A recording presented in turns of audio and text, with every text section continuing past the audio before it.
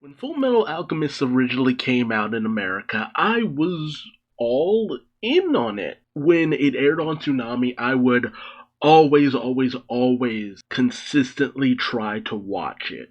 The beginning was so fun. I loved the idea of this short but powerful alchemist who could transmute damn near anything with the clap of his hands and just touching it. And the fact that his brother was this living suit of armor.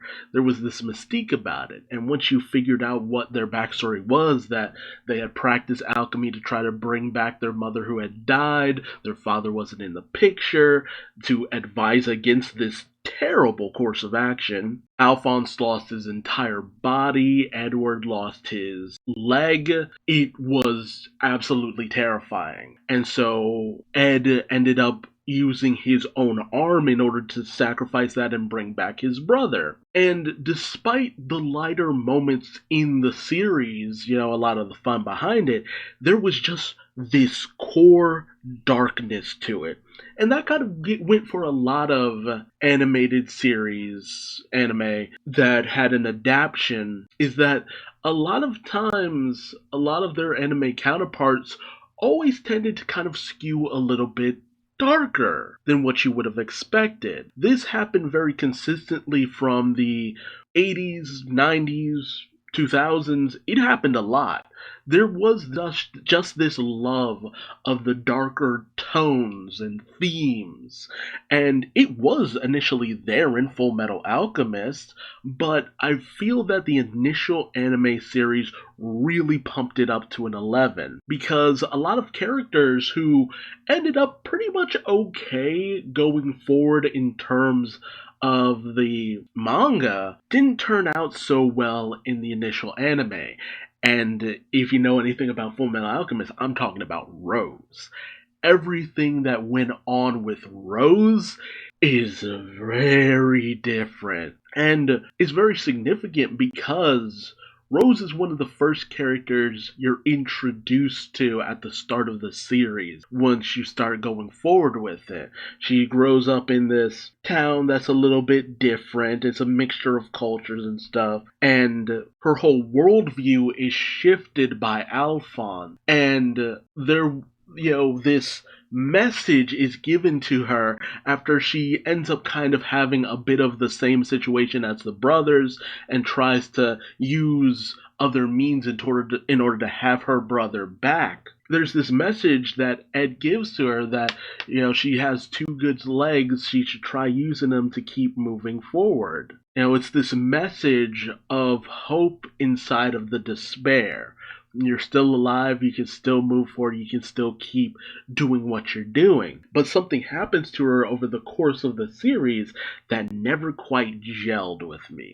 And as we start to understand in terms of the original series where things are going, who's manipulating things behind the scenes, a lot of elements start getting even worse as you learn about this thing called the Philosopher's Stone, which the boys are searching out, this magical stone that alchemists can use in order to pretty much do anything, and the terrible price that is paid in using it. And then you find out who's behind a lot of the manipulations behind the scenes, and the story ends up really becoming one of just a continual sacrificing of one person after the other for very selfish goals and selfish reasons.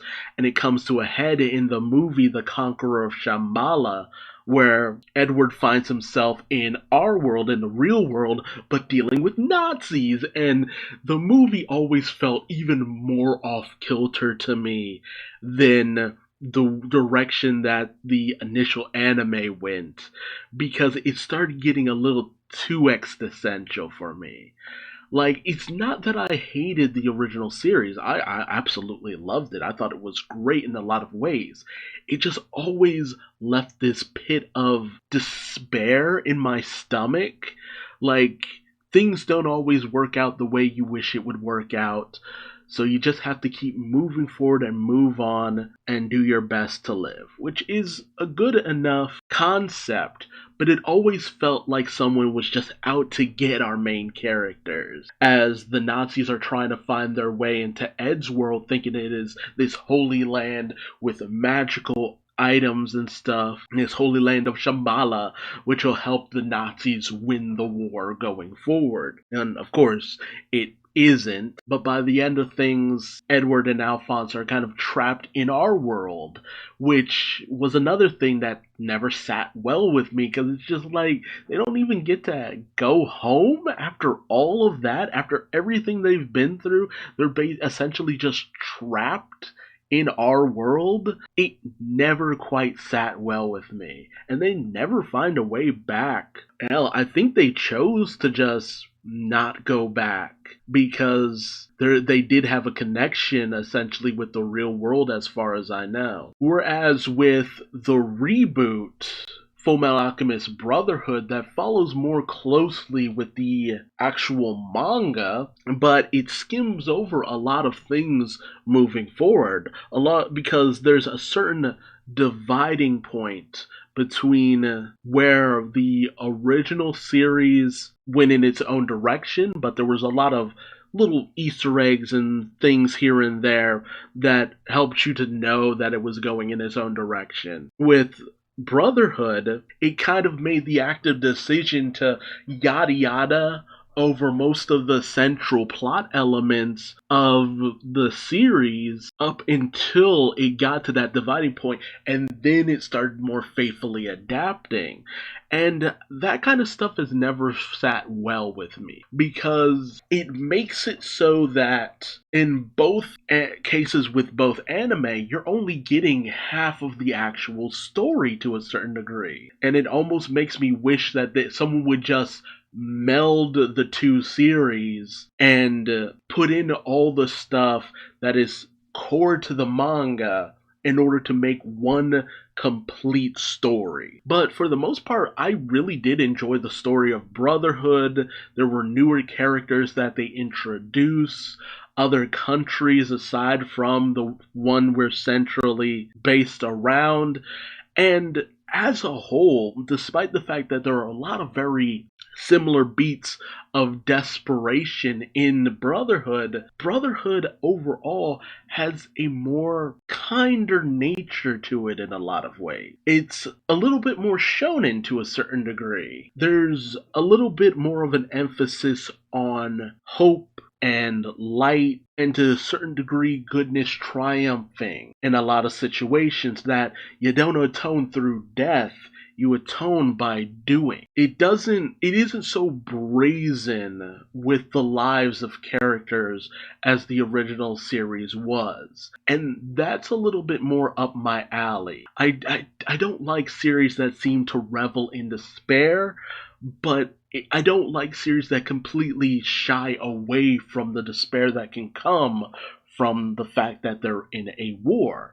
Now, Fullmetal Alchemist Brotherhood is by no means perfect, but the story that it weaves towards the end, once you get in high gear with the rest of the plot that is from the manga, it's a fantastic storyline. And it still doesn't sit well with me that it's only technically half a series. But as a whole, in the end, there's just this sense of hope that it gives you, that things, yes, they're not always going to work out for the best or in the way that you hope it will. But at the same time, it shows that that doesn't mean you shouldn't try. You shouldn't continue on to make your way and fight for something better than what you have. Don't just accept things as they are.